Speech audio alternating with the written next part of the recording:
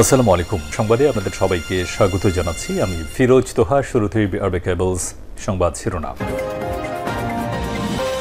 পুরোদমে ফিলিস্তিন ইসরায়েল যুদ্ধ চলছে, জানিয়ে দেব আমাদের হাতে থাকা সর্বশেষ গুরুত্বপূর্ণ আন্তর্জাতিক সংবাদ। ফিলিস্তিন নিয়ে পাল্টে যাচ্ছে পশ্চিমা জনমত। এবার ভয়ানক বিপদে পড়তে যাচ্ছে ইহুদিবাদী কট্টরপন্থী ইসরায়েলি সরকার।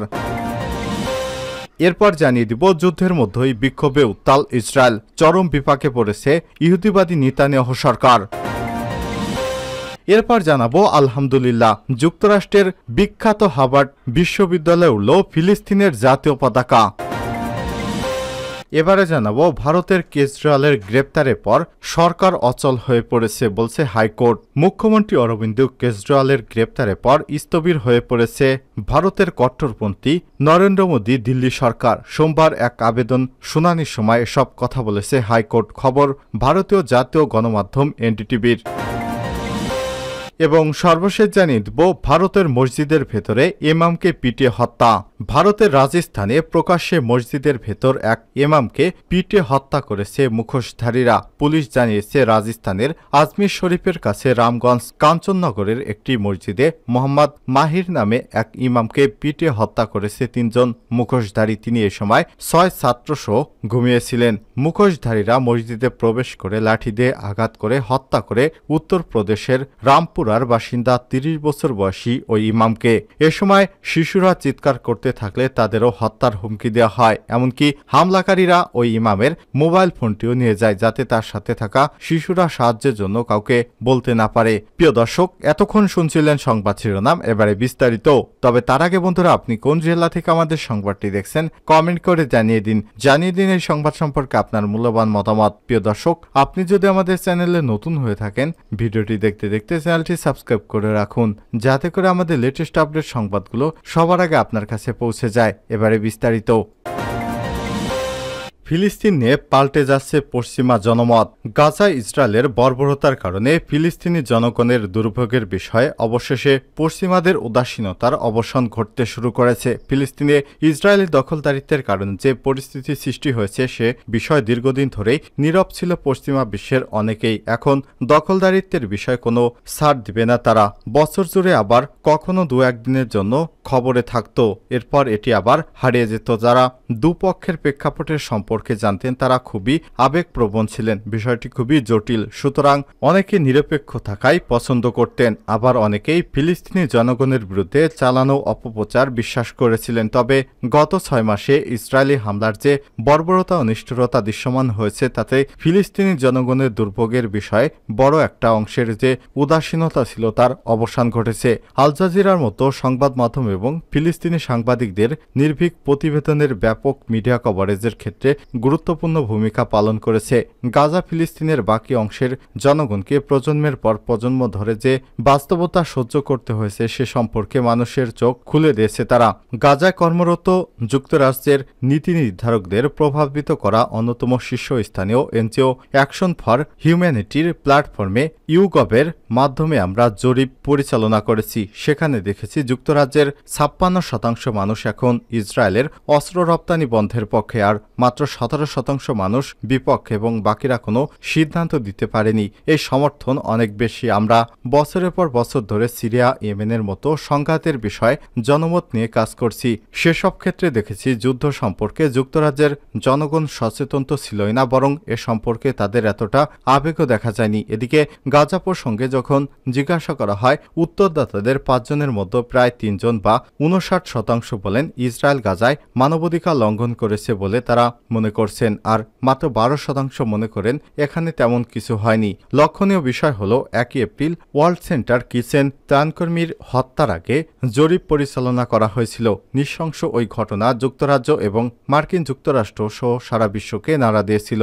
আমরা মনে করেছি এই ঘটনার পর বিশ্বব্যাপী যে নিন্দার ঝড় বয়ে গেছে, সে কারণে বিপুল সংখ্যক লোক অনুভব করতে পেরেছে কি ভয়াবহ ঘটনা ঘটতে চলেছে গাজায়। এর চেয়ে ভয়াবহ হামলা আর কখনো হয়নি। ইউগভ ইউকবের অন্যান্য জরিপে দেখা গেছে গাজার বিরুদ্ধে এই যুদ্ধ আরও দীর্ঘ হলে আরও বেশি লোক যুদ্ধবিরতিতে সমর্থন করবে। ওই জরিপে আরও দেখা গেছে এই সংখ্যা নভেম্বরে 59% থাকলেও ফেব্রুয়ারিতে তা বেড়ে 66% দাঁড়িয়েছে। এছাড়াও নভেম্বরে গাজার উপর আক্রমণ ন্যায়সঙ্গত নয় বলেও মনে করে 44%। ফেব্রুয়ারিতে সংখ্যা দাঁড়িয়েছে 45%। একইভাবে নভেম্বরে শান্তি আলোচনা যার পক্ষে ছিল 61% মানুষ, ফেব্রুয়ারিতে সংখ্যা বেড়ে দাঁড়িয়েছে 66%। আমরা পশ্চিমা বিশ্বজুড়ে এই রকম অবস্থা দেখছি। ইসরায়েলের সবচেয়ে বড় সমর্থক মার্কিন যুক্তরাষ্ট্র। গাজায় বেসামরিক মৃত্যুর সংখ্যা বৃদ্ধির ন্যায্যতা প্রমাণ করার চেষ্টা করছে হোয়াইট হাউস প্রশাসন, তবে জনগণ তাদের সমর্থন দিচ্ছে না। সিবিএস ইউকবের এক জরিপে দেখা গিয়েছে অক্টোবর 47%, অর্থাৎ প্রায় অর্ধেক মার্কিন নাগরিক ইসরায়েলে অস্ত্র পাঠানোর পক্ষে ছিলেন। চলতি মাসে সংখ্যা কমে দাঁড়িয়েছে মাত্র 32%, যা 1/3 কম। একই সঙ্গে যুদ্ধবিরোধীর পক্ষেও সমর্থন বাড়ছে। আমরা বিশ্বাস করি পশ্চিমা বিশ্বজুড়ে এই সমর্থন বাড়ছে। এখন পশ্চিমা জনগণের সংখ্যাগরিষ্ঠ অংশ গাজা, পশ্চিমা তীর এবং জেরুজালেমে মানবতার বিরুদ্ধে যে অপরাধ সংঘটিত হচ্ছে সে সম্পর্কে আরও বেশি সচেতন হয়ে উঠছে। এমনকি যারা একসময় গাজায় বিপুল সংখ্যক বেসামরিক নাগরিকদের মৃত্যুকে ন্যায়সঙ্গত মনে করছিল, তারাও এখন মনে করছে যা ঘটেছে তাতে কিছু দিয়ে ন্যায্যতা দেয়া যেতে পারে না। কিন্তু দুঃখজনক হলেও সত্যি, পশ্চিমা সরকারের রাজনীতিবিদরা তাদের জনগণের মনোভাবের সঙ্গে একেবারেই একমত নয়। এটা শুধু নৈতিকতার অবক্ষয় নয়, রাজনৈতিক অদূরদর্শিতাও বটে। 2024 সালে নির্বাচনের পর বলা হয়েছিল এই কারণেই বছরের কোনো না কোনো সময় বিশ্বের কমপক্ষে 49% মানুষ ভোটাধিকার প্রয়োগ করছেন। যেসব রাজনীতিবিদ বুঝতে পারছেন যে তাদের জনগণ চায় গাজায় মানবাধিকার লঙ্ঘনের সহায়তা এবং সমর্থন বন্ধ করতে রাজনীতিবিদরা ভূমিকা পালন করুক, তারা নির্বাচনে পরাজিত হবেন। এমনকি যারা তাদের বিবেকের মুখোমুখি হবে, অস্বীকার করেন, তাদেরও একই পরিণতি হবে।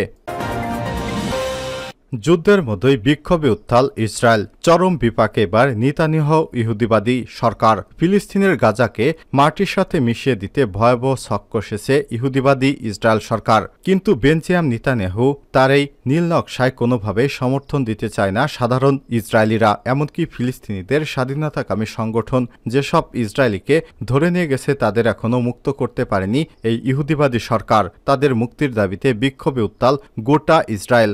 দেশটির বাসিন্দারা জানিয়েছে হুটহাট সিদ্ধান্তের বিরুদ্ধে অবস্থান নিয়েছে তারা আর যুদ্ধ চায় না, এমনকি নেতানিয়াহুকে তারা সহ্যই করতে পারছে না। তাই তো নতুন করে নির্বাচনের দাবিতে রাস্তায় নেমেছে হাজার হাজার ইসরায়েলিরা। কাতার ভিত্তিক গণমাধ্যম আল জাজিরা বলছে গাজায় আটক বন্দীদের মুক্তির দাবিতে এবং আগাম নির্বাচনের আহ্বান জানিয়ে শনিবার হাজার হাজার মানুষ ইসরায়েল জুড়ে বিক্ষোভ করেছে।